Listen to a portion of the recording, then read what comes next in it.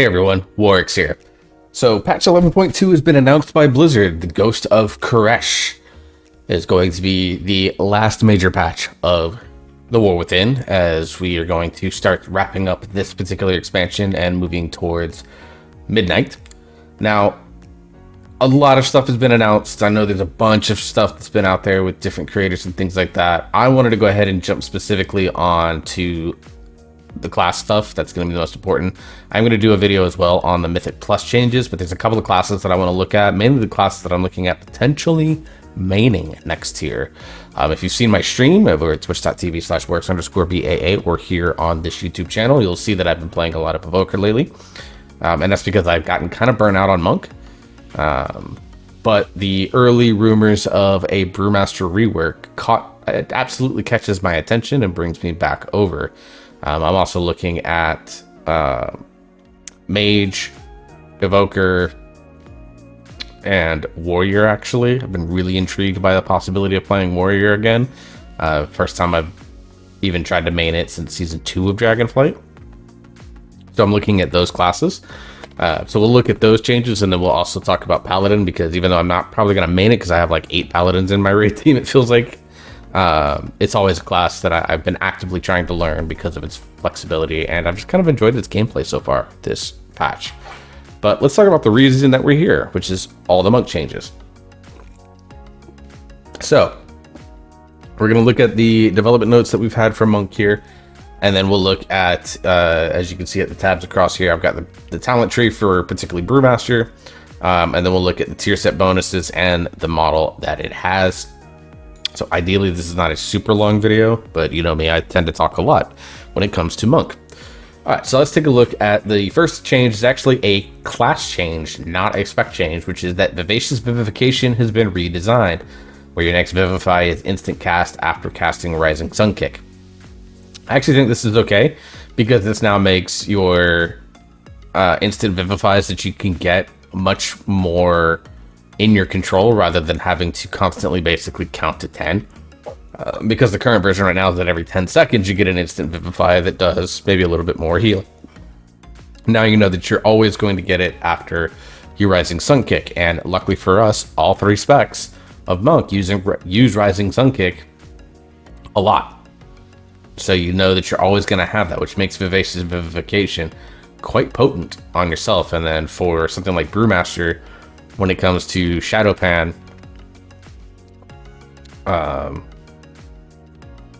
you have that talent that when you are vivifying yourself, it's more effective. So you actually have like a way to give yourself a strong self-heal if you need to run out of a mechanic, or you have a free global, whatever the case may be. So I actually really like this change overall. All right, so let's start with obviously the big one here, Brewmaster. Developers notes. We are making some adjustments to Brewmaster talents to provide new options for smoothing out and stabilizing both damage intake and healing. We've also made some adjustments to invoke Nijao with the intent of making Nijao more consistently present and impactful, as well as improving its integration with the rest of Brewmaster gameplay. Good. I think these are very much fine goals. I do think that the fact that they have overlooked some of the problematic damage DPS stuff is at this point a little concerning. Hopefully this is just like stage 1 of a couple of changes couple sets of changes that they're looking at making, or this could be just something that's going to be like the earliest alpha beta cycle of their planned midnight changes. So we'll see. All right, so let's start the fact that there are now 3 new talents that we've got in here. Zen State, your stagger is increased up to 20% based on your missing health. I like that. I think that getting stronger stagger the lower health that you are is a good way to allow your healer to do something about it, allow yourself to do something about it, and making it so that you can stagger the more damage the lower your health is. I think that actually makes a lot of sense for Brewmaster to have. So I actually really like that talent. You know, it's going to make you less susceptible to getting absolutely destroyed when you're at low health. Because like right now, if you're below like 30% health, you don't have good Gift of the Ox crit, and you have high stagger with maybe all your brews on CD, situation that is unfortunately extremely common in Mythic Plus in particular, you just die. You literally can't do anything about it. You can't defensive it. Like Fort Brew doesn't really help. Dampen, diffuse, Zen meditation, all of those are just bad. They're just bad tools. So you just die, and you basically have to pray for a tank external or for your healer to have bandwidth to be able to focus on healing you and not trying to keep someone else alive along with it. So having stronger stagger, the less health that you have, I think is a good way to do it. It's a indirect way to buff stagger as well. Because if you just buff stagger up front, you run the risk of the tank being unkillable. Even though right now I think they could give it a decently significant buff and it still wouldn't matter. But go from there. But I think this is a good way to do it without making it so that the tank never dies. Because one of the major reasons monks are in the position that they are in right now is they were, I think, the only tank that really met the intended design goals of all the tank changes they made coming into this expansion. But B, they've been very weak overall for 2.5 expansions now.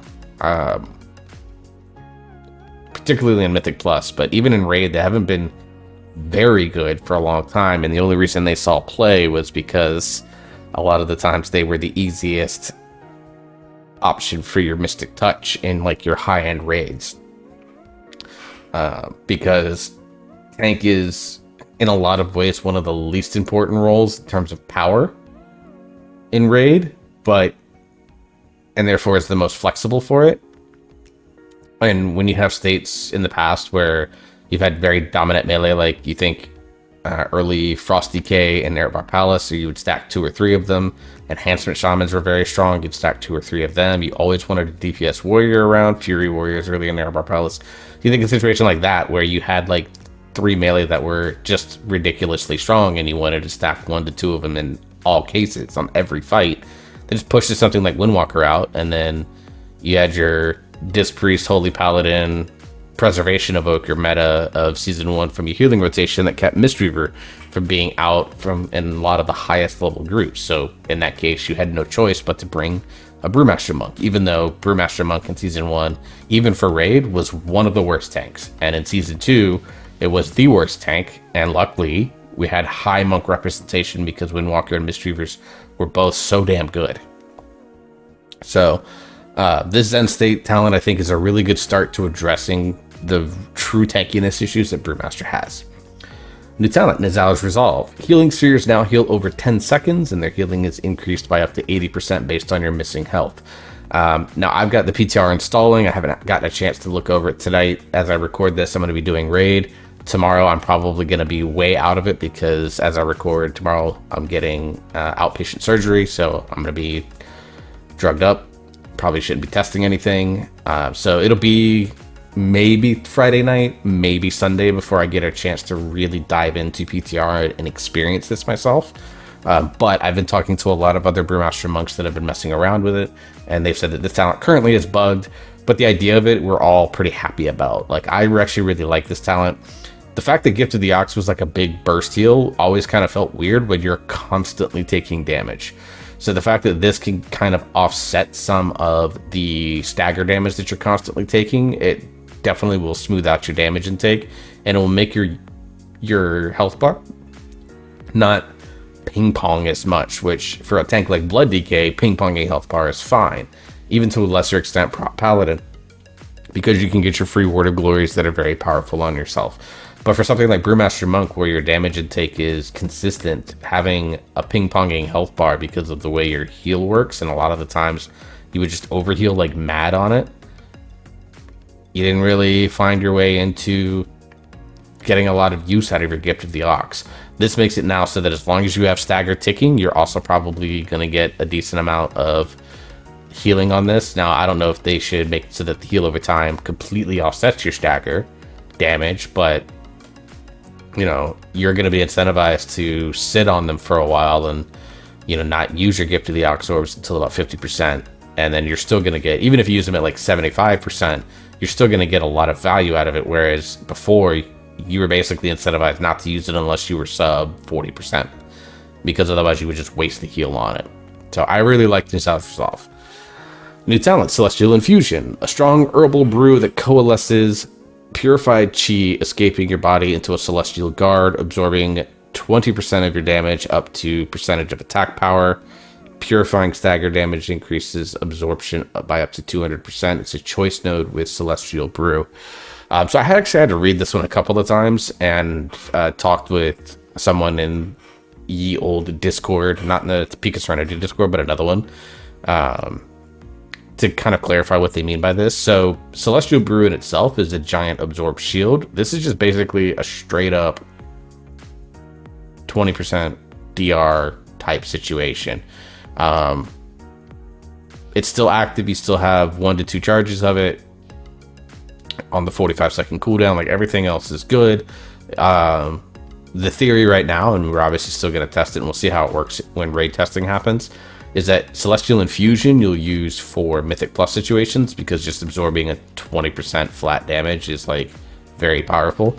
Whereas in raid situations where you're not tanking consistently, or on fights that you're not tanking consistently, you can actually build up kind of a fatter Celestial Brew shield, and you're going to get more value out of it that way. So that's like the initial thought process that myself and a lot of other people have, is that you use Infusion for Mythic Plus, Brew for raid, but they function the same in terms of like brew reduction, Dragonfire Brew, working on them, etc., and things like that. So interesting option, and an interesting way to address active mitigation on this spec as well, in a way, because like it's still like there's value in it, but you also have to kind of like still play it correctly, which I don't hate, but we'll see. Facepalm has been redesigned. Tiger Palm damage is increased by 100% and reduces the remaining cooldown of your brews by half a second. So this just makes a talent that was more RNG much more smooth. So Facepalm in its current form has a chance to, like, your attacks have a chance to make it your next Tiger Palm do 200% more damage, and then reduce your brews by an additional 1 second. So right now Tiger Palm baseline gives you 1 second off your brews. With the Facepalm proc, you would get 2 seconds off your brews. Now you're going to get a little less damage on your proc, but this time it's just always going to be better. And it reduces the cooldown of your brews by half a second. So you're always going to get 1.5 seconds off on your Tiger Palm cooldown.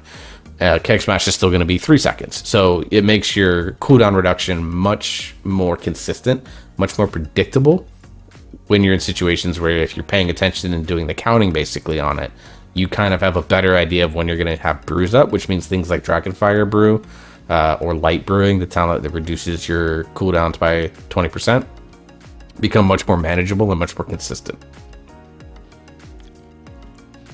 And for tanking, anything that provides more defensive consistency, more consistent defensiveness, more tankiness, is a good thing, frankly.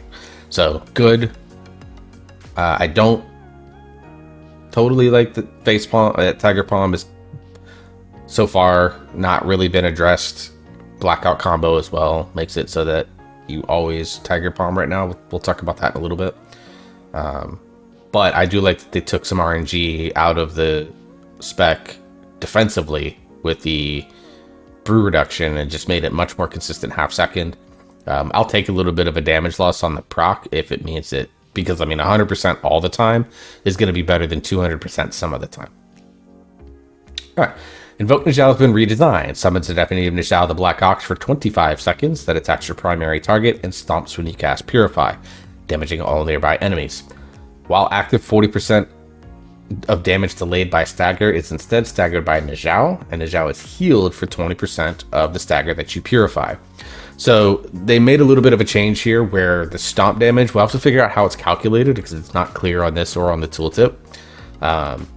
But in the current form of Najal, basically your stomp would be based on how much damage you purified, which means that you would want to have situations where you just get absolutely cracked in order when you have Najal out, so that you could purify a bigger stagger amount, which means your stomps are going to be bigger. Now this is going to make it so that the stomp is much more consistent. It's always going to be when you purify. And then you are also healing your Nijao from the damage that it's being incurred. Now, does this mean that you're always going to be able to keep it up for 25 seconds at a time? That's to be tested. But at the very least, I think they've done this a lot better than what its current form was, which incentivizes you to become defensively susceptible to just getting absolutely destroyed in order to do very slight more damage. Now, it's probably still a 3-minute cooldown, which is still very problematic when you think about even without Gift of the Celestials. Mistweaver cooldown is 2 minutes if you run Jade Bond, 1 minute if you run Gift of the Celestials, and Juan on Windwalker is 90 seconds. So the fact that Brewmaster is still a very hefty 3-minute cooldown is a major problem, and will still probably make it so that you don't want to use Nijao. But at least the idea that they're going for, I think, is much better, much more consistent in its usage. And it's just better both offensively and defensively. Now, from the initial testing that's being done, when it does stomp, it's doing a lot right now. So until someone figures out the damage calculations, or I find it, we'll have to figure that out. But like, the 3-minute cooldown is still a huge hindrance. Walk with the Ox has been redesigned. Your damaging abilities have a chance to invoke Nijao, causing him to charge your location and stomp, so you get RNG Celestial stuff, which, I mean, there's a little bit of gameplay with that for Windwalker as well, and it's not that bad. Gift of the Celestials, the hero talent tree, kind of plays into the idea of randomly summoning your Celestials, so Brewmaster getting a little bit of that flavor with the Walk of the Ox redesign. Which basically made it so that you got some weird CDR reduction that wasn't like super consistent, but it even wasn't very good. So now it's just making it so that you always have a chance. We'll have to see what the proc per minute chance on this is at, because if it's low, then it's useless. If it's high, then it could be very good. Borderline too much. So we'll have to see.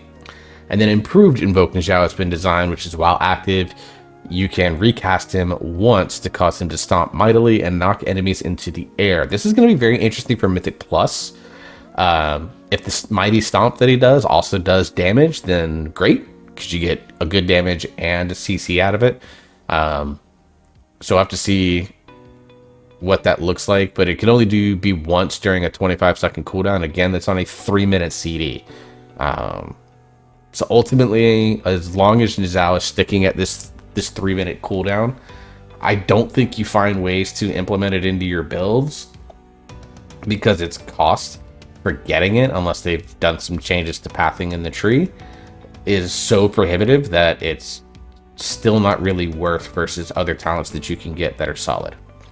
And then they've removed Celestial Flames, which is basically gives you like a random chance to coat your feet in fire, which makes your spinning crane kick or your kick abilities do a little bit more damage and apply Breath of Fire, completely RNG.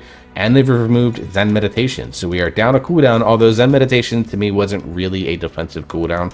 It was a very weird ability. And between Dampen Diffuse and Fortifying Brew, I actually think that Brewmaster Monk has okay defensives. Fortifying Brew is still not very powerful, although getting it more often through the tier set proc this time makes it feel a little bit better to have, because you're always kind of getting that kind of RNG health proc. But I would like to see something done maybe with a little bit of Fortifying Brew to give it a little bit more oomph. And I don't even have a problem with its cooldown, because like you're getting the reduction on your abilities all the time. So even though it's like a 6-minute cooldown, the reality is it's about 3. And you can even talent it to reduce it by a minute or 2. So you could really make it about a 2-minute cooldown at the cost of some power out of it. So overall, fine that Zen Meditation is going away. So my first impressions on this is that I think this is a really good first step, but it is definitely should not be the last step. So the things that weren't addressed here, they definitely did things that are going to help the tankiness side of things. Brewmaster Monk by far has the highest damage intake. Even Blood DK is significantly below Brewmaster Monk in terms of damage intake. And the damage intake was very not stable, which is one of the hallmarks of a Brewmaster Monk, was that it was always a pretty consistent damage intake. And then when it was in a good state, it wasn't like, it was consistent to the point that it wasn't broken, but you know, it allowed everyone to kind of be aware of what's going on. And then their healing was always really, really bursty, which has always kind of been a pain point, an issue, because sometimes it's like clutch and sometimes you overheal it all and it's worthless. So the fact that they are addressing those, I think, is really, really good. Like I said, Nizal's Resolve, I think, is actually one of the best talents here once they get it not bugged. By making healing spheres also heal over time. I think there's some real potential in that being a very powerful sustain marker for a spec that has almost none built into it. And then if you think about things like the Shadowpan talent tree, which I think Shadowpan could potentially still be, and it still kind of is the pick in a Mythic Plus situation, because it's just much more consistent on the damage and has better defensive tools in the tree than Master of Harmony does, even though Double Celestial Brew is quite good. Vivacious Vivification's redesign, coupled with the talent that makes your Vivify heals instant on yourself after Rising Sun Kick, plus do more when you cast them on yourself, based out of the Shadowpan tree. Like, yes, you have to waste a global to do that, but a lot of specs do that. Like, Prop Paladin has to use a global to do that. Guardian Druid uses a global to cast Frenzied Regeneration. So, like, tanks that have some healing built into their kits have to sacrifice a little bit of damage to do it. Not like VDH and Blood Decay don't have to, but they're not designed to have spare GCD to just cast a straight heal. Like, they heal through the damage that they do. It's part of their design. It's completely fair. And then, of course, like, Prop Warrior has to go out of the way to cast something like Impending Victory, which does a little bit of damage, but is mostly a heal.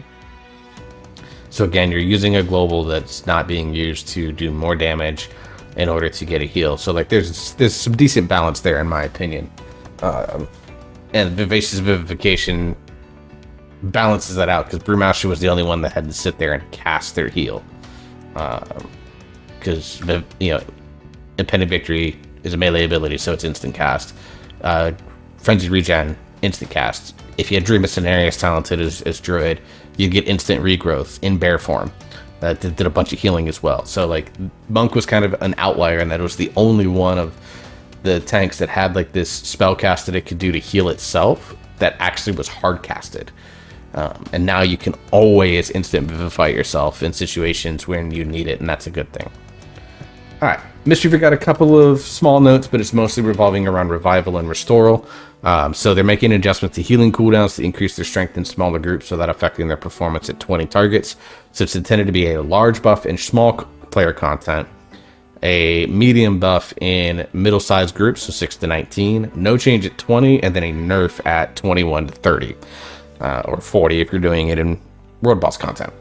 So they basically are increasing its healing by 100%, but the healing fall off is more rapid beyond 5 targets. I think that's fine. Like, Revival doesn't feel very good in 5-man content right now, having played Mistweaver like literally last night in some 11s and 12s. It definitely didn't feel good to press that button when it's supposed to be kind of like your big, and particularly in dungeon content, it's supposed to be one of your like group saving abilities. It felt kind of bad, which was not great. So we'll see. I think Mistweaver overall is in a really, really good spot. This does something that's very cool with it. That said, there are some things with Mistweaver Monk that I would love to see continue to be improved on, particularly Life Cocoon. When Disc Priest has better absorb shields on like an 8-second cooldown or 7-second cooldown than Mistweaver's tank external is supposed to be, I find that a problem. So I'd like to see some tuning really in both directions to make that change. No Windwalker changes. I kind of expected that, but I do want to see them do something to address AoE of Windwalker, because it's in a pretty iffy spot right now. Part of it's due to target capping, part of it is due to Fist of Fury primary target damage being probably a little bit too imbalanced, and the fact that Windwalker is still, generally speaking, a better single target spec, although it's taken some nerfs that have brought it from outlier status back to just good, strong single target spec. But its AoE is definitely in a very weird spot right now, which is odd to say, because Windwalker historically has been a strong in AoE, shitty single target type situation. So There we go. All right, so let's take a look at the Brewmaster talent tree. I'm gonna move my fat head. I'm gonna put me right here in the middle. So we're gonna take a look at this now. Let me shrink this just a smidge. All right, now from the talent tree perspective, from the class tree, I don't think, looking at it from a Mythic Plus standpoint, that we're going to be changing a ton here. We do grab the new instant Vivacious Vivification. For Mythic Plus, you definitely grab something like Detox. You want to grab definitely a point in Ancient Arts. You could grab a point if you need I think we're going to end up needing 2 here, but if you need an Enrage remove, you can grab Pressure Points. Obviously, we grab Chi Burst, we grab Transcendence, we grab Celerity. We grab Improved Touch of Death, Ring of Peace because it enables a lot through here. We grab Ferocity of Juen. Now, I've also been grabbing a lot of Hasty Provocation lately as Brewmaster, and I forget that how much I missed this. I wish this was just A, kind of baked baseline into taunt, and B, I kind of wish every tank had it. Because when I taunt on my Prop Paladin, it feels so bad for that mob to take so much longer to get to me. And it's gross. So I kind of wish this was kind of like just of the way taunt worked, but having it back on Brewmaster Monk, I'm happy to have it back. Obviously, we grab Visitor's Expulsion. We're just going to assume for now that we grab all 3 of the active defensive cooldowns in Dampen, Harm, Fort, Brew, and Diffuse Magic. Obviously, we need 1 more point to get down. This is where in Mythic Plus you would either grab Pressure Points, but we'll just grab 2nd point in Ancient Arts. In Raid build, you can grab something like Bounding Agility.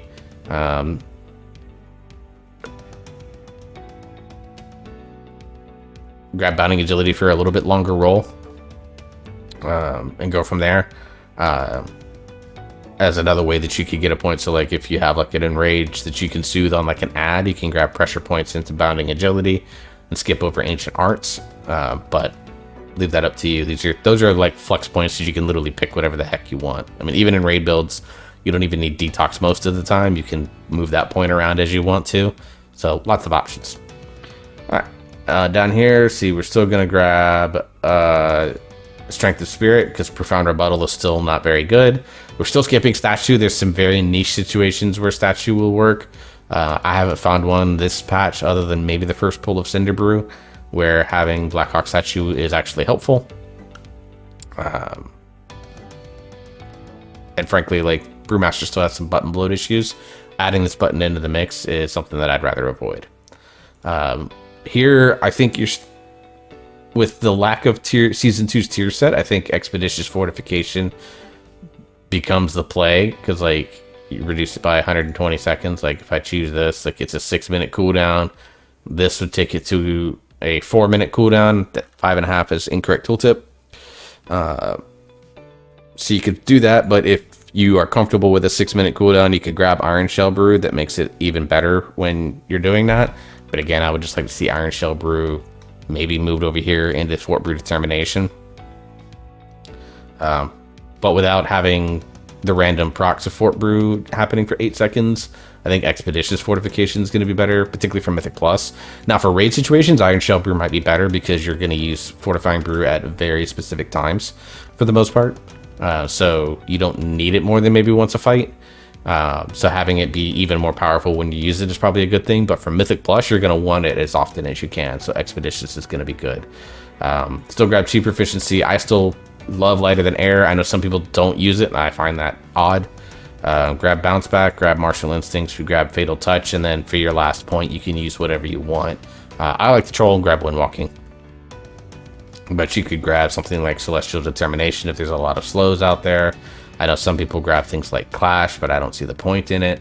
You could grab something like Peace and Prosperity if you need more Ring of Peace. Taking Ring of Peace from 45 to 40 seconds, I just don't see a lot of value in that. It's pretty rare that the extra 5 seconds is going to help. Or you could grab Blackhawk Statue if that's what you need. All sorts of different flow abilities. Like, you could even come back up here and grab a Bounding Agility. You could grab an Energy Transfer if you would like. All sorts of crazy options. All right, let's look at the tree. Obviously, we still grab Keg Smash, still grab Purifying Brew, still grab Shuffle, which I think is also still problematic. Like, they should just make this part of Stagger, frankly. Like, why should we have a talent that makes your main active mitigation mechanic better? Like, just make the main mitigation mechanic better? Derp. Staggering Strike still doesn't have a lot of value, so you grab Gift of the Ox and Spirit of the Ox. Still think you grab Special Delivery. Still pretty good, mainly because you don't have a bunch of dead GCDs like you have almost every GCD filled. Rushing Jade Wind is still okay if you prefer it, but it's only going to be in situations where your APM is much lower. And right now, Brewmaster has very high APM, so removing a button to limit that and get decent enough damage out of Special Delivery, I think is still better. Elixir of Determination is still one of the best talents that they've added to this tree. I really, really like it. And then, of course, you grab Hit Scheme. Obviously, you're going to grab Nijal's Resolve. You're going to grab over here and grab Zen State. And I'm thinking about this from a Mythic Plus perspective, so we'll grab Celestial Infusion. You're going to grab Shadow Boxing Treads because Blackout Kick on more enemies is a good thing, and it obviously enables your hit combo. We're going to grab, obviously, Breath of Fire.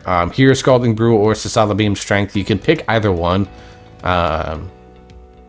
I've seen a lot of people playing more Scalding Brew lately, rather than having the consistent Sisala Beam Strength.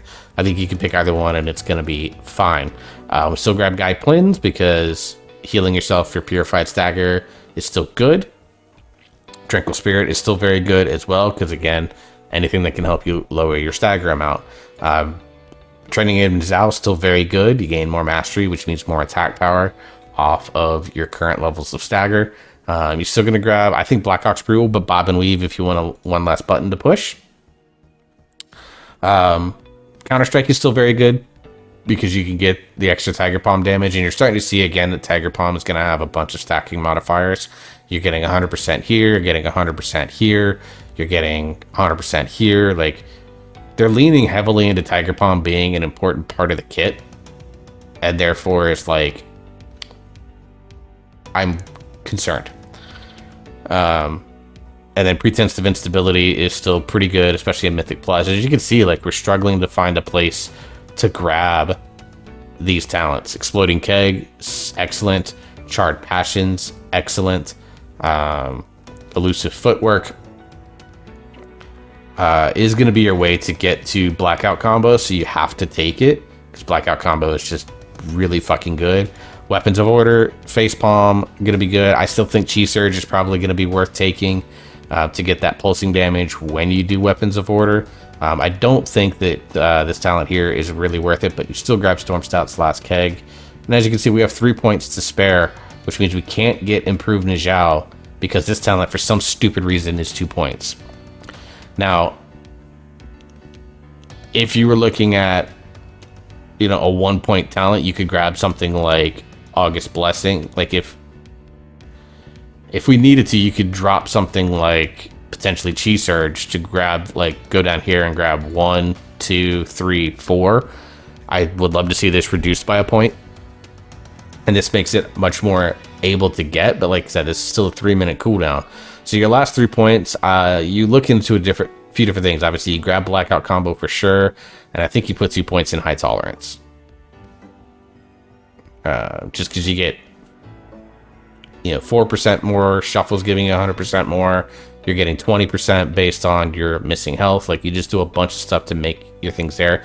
You could do a point out of this and go grab something like August Blessing if you would like to, or you can grab one with the Wind. I think that's also very viable. Single target situations, you can grab Rising Sun Kick, the Strike at Dawn here, so like, or even Quick Sip. Like, this is also a very real possibility.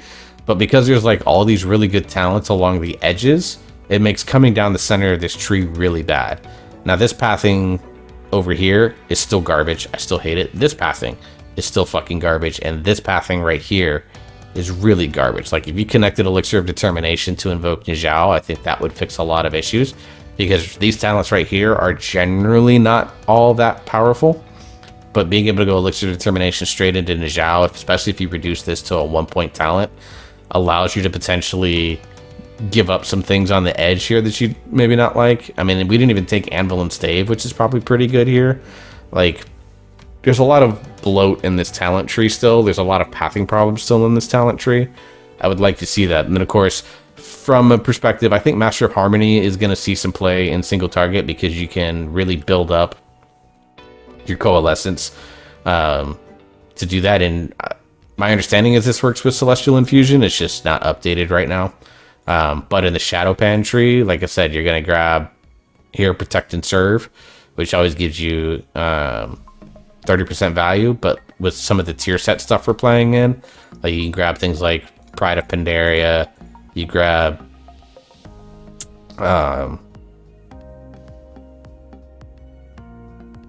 Predictive Training, you grab obviously Protect and Serve, and then you get this. Now again, against all odds,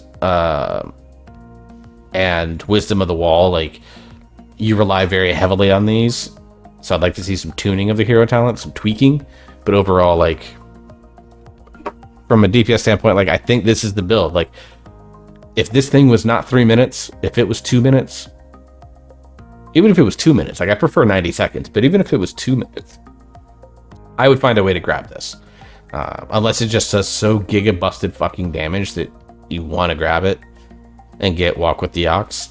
Even if you can't get improved Nijao, like you end up skipping out on High Tolerance, Chi Surge, and you have to take a point out somewhere else in order to grab probably August Blessing. Like you take out a point out of Quick Sip. Maybe that's the route that you go. But right now, like you're gonna get more consistent damage out of this 2 minute cooldown versus this 2 minute cooldown. And if you could do something like macro these together to where you Weapons of Order to gain the big mastery boost and get your Keg Smash reset, do a little bit of damage here, but then also get Nijao out and start doing damage on that front. Like I think that's a much more smooth and efficient gameplay loop. So feedback, Blizzard, if you somehow stumble on this video. All right, let's talk about the tier set bonuses for all 3 monk specs. Now, the one thing that they're doing that's unique with the tier bonuses is that they're giving you different tier bonuses based on the hero class talent tree that you are playing. So what we're going to do is we're going to look at each spec and look at their individual class talents based off, or the hero talent ones here. So let me move my stupid ass over here into the corner again. So let's start with Brewmaster Monk. So Master of Harmony for Brewmaster Monk. So you gain Vitality, has an increased chance to cause your next Tiger Palm to unleash a Harmonic Surge, dealing X amount of damage split between your target and other nearby enemies. And it does healing as well. That is the 2-piece. The 4-piece bonus is that basically when you cast, I'm going to guess this is Weapons of Order, your next 2 Tiger Palms are going to be Harmonic Surge triggers. So Master of Harmony definitely feels like there's a lot of single target aspect involved with it.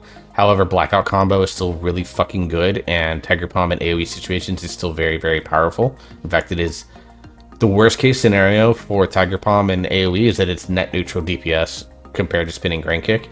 Spinning Crane Kick is absolute best case scenario is that it's net neutral, but in 99.95% of cases, it's a DPS loss to actually cast Spinning Crane Kick over Tiger Palm, even at something like 20 targets.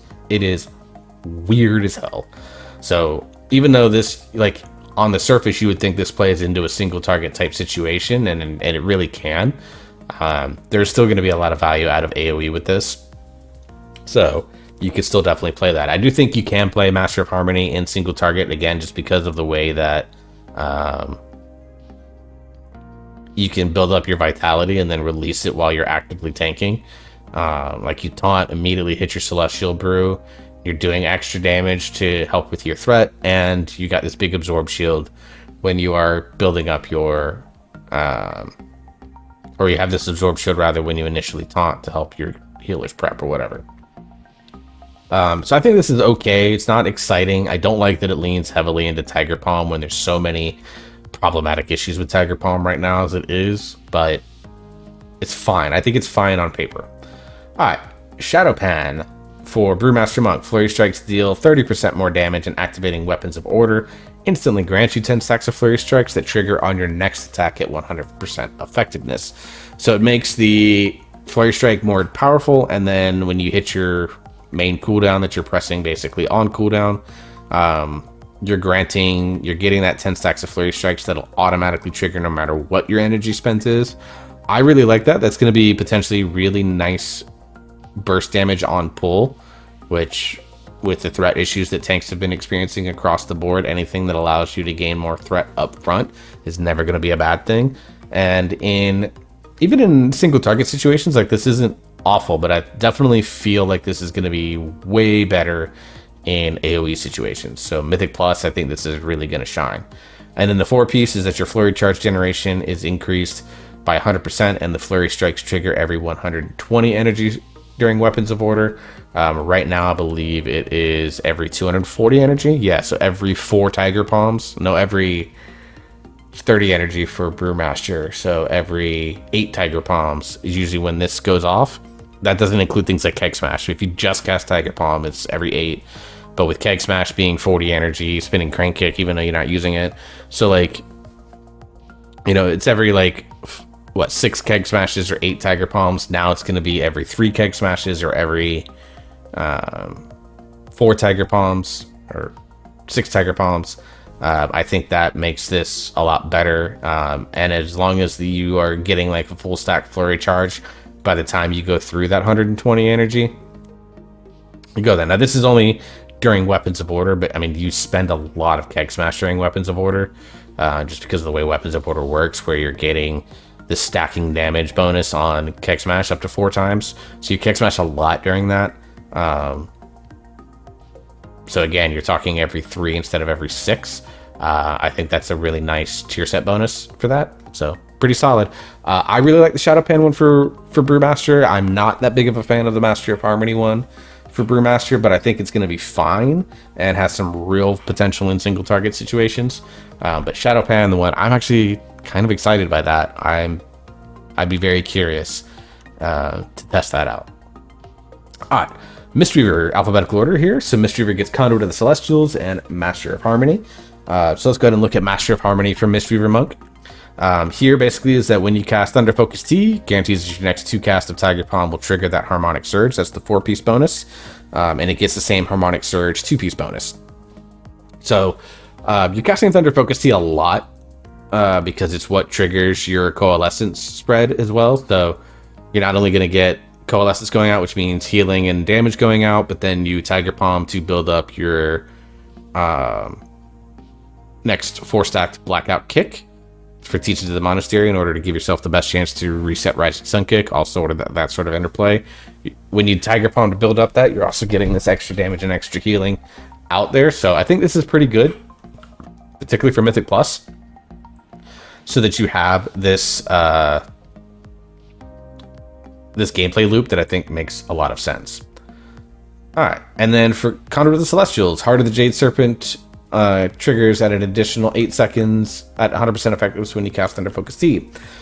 So for Mistweaver Monk, what happens is Heart of the Jade Serpent is one of your hero talents, which is right here. Basically, when you use Shielin's Gift, it gives you additional cooldown recovery rate on most of your major abilities. Renewing Mist, Rising Sun Kick are the big ones, but Life Cocoon and Thunder Focus T as well, by 75%. Up to 8 seconds, by up to 75% for up to 8 seconds based on the Cloud of Mist consumed. So Shielin's Gift, there are builds where you don't take it in raid, but I think now with this being set up, you're always going to grab Shielin's Gift. Then maybe you grab something like Shahou's Lessons, potentially Emperor's Favor, but I don't know where you would fit that build in too much. So this is the same thing. And then for Windwalker, just a quick glimpse ahead, it's when you cast Slicing Winds, which you're using all the time right now. It's Windwalker anyways.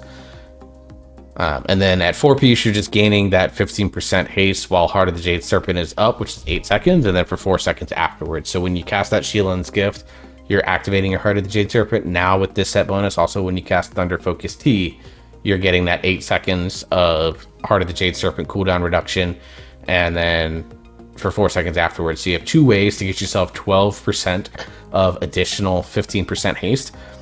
And you're getting all this sort of cooldown reduction, which just lends into the way that the spec plays right now. Celestial Conduit in particular, I think is really, or Conduit of the Celestials, it's going to be really good in raid because your goal in raid is to spread out your Renewing Mist as much as fucking humanly possible. And if you're getting additional cooldown reduction through drinking your TFT or using your Shielin's Gift, you're going to be able to spread even more Renewing Mist. That's a very powerful raid tier set, I think. Mistweaver Monks definitely lean Conduit of the Celestials, have done that for this entire patch, or this entire expansion. You're probably going to stick to that in Season 3, which I don't mind. I like Conduit of the Celestials, particularly for raid, and go from there. And then Master of Harmony definitely still plays into that Mythic Plus playstyle. So Mistweaver still has very distinct, this one's really good in raid, this one's really good in Mythic Plus type hero talents. But I actually like both from Mistweaver Monk. So if you're a Mistweaver Monk fan or you're a Mistweaver Monk main, I think you're eating pretty well on these talents. They may not be the most powerful ones, but they take the things that you do want to do in that particular content type and strengthen that. So it enhances the strengths that you already have, which is not a bad thing. All right, for Windwalker Monk, Heart of the Jade Serpent, for you, triggers off of using Strike of the Windlord. Now, again, Strike of the Windlord, one of your most powerful things. Now, there's some issues with Thunder Fist and AoE situations, but that's another discussion for another time. But you Strike of the Windlord on cooldown, basically, when you have it up. So, again, you're going to get this when you use Slicing Winds, which you are using basically every 30 seconds. And then you also get this every 40 seconds. So you have to kind of spread them out a little bit. Like, it's going to take some thought process on that, so that you are always triggering, getting this extra haste, and you're getting this Heart of the Jade Serpent, which for you obviously gives you Fist of Fury, Strike of the Windlord, Rising Sun Kick, Slicing Winds, and Whirling Dragon Punch cooldowns. So all of your hardest hitting abilities get CDR on this. Again, this just takes the fact that you're going to get these abilities back a lot more often, which means you can use them a lot more often. And it's both single target and AoE situations. So kind of the Celestial's still looking very powerful, particularly for Raid, I think. And then for Mythic Plus, still has some really high potential value. That said, Shadow Pan, giving you Storm, Earth, and Fire, you always get the Flurry Strikes, and then you get the extra one. This potentially can make Windwalker Monk play Shadow Pan potentially in AoE, or if you just don't want to think about the ideal time to use Con of the Celestials as an ability. Now, Con of the Celestials, like, on paper, it looks like it does a lot of AoE damage, but right now it actually doesn't, because it scales very funkily to the point that it really doesn't beyond like 2 targets. So there's a potential that if that doesn't get fixed, that Shadow Pan could be the play in Mythic Plus, but I still see Con of the Celestials probably taking over and still staying dominant, as it has all of this 0.1 patch. Overall, for Windwalker, we'll have to test it and see. I think it's pretty mid for Windwalker. I think Mistweaver is pretty good, and Brewmaster, I think, I really like the Shadow Pan one. I'm very skeptical of the Master of Harmony one. But decent tier sets all around. I think on paper, we'll have to see obviously how they're tuned. I don't think it changes the dynamic of what you play in most content for your hero talents. I think that what you've been playing all throughout this tier is going to be what you play all throughout next tier, because there's nothing here that fundamentally changes the power of these hero talents and the content that they're good in. All right, and let's look at the way that this set looks. All right, so one thing I've complained about in the past is that Blizzard has some very stereotypical markers that they use on class tier sets that they've used for like the last 10 to 12 years, where the monk set or a warrior, like for example, a warrior set always has spikes on it. A warlock set always has some integration of demons. The hunter set always has some sort of animal on the shoulders. The shaman set kind of always has wolves on it. The rogue always has like your face covered hood. That sort of thing. Like there's always like these very specific markers. Monk is usually defined by one of two things: some sort of gi look, or they have like the Kung Lao hat, which, I mean, I love Kung Lao. He's one of my favorite Mortal Kombat characters. I love that hat, so I'm not upset about that. In fact, in Star Wars D&D, they actually have a hat that's basically a Kung Lao hat as an item, and I definitely have a character that is going to be rocking that damn thing as a flavor thing for me, if I ever get to play that character in a Star Wars tabletop campaign setting. But here we're kind of getting, again, that gi look with the chest here, with the slits here that kind of indicate like sometimes like a Eastern, like monk, Ronin, warrior,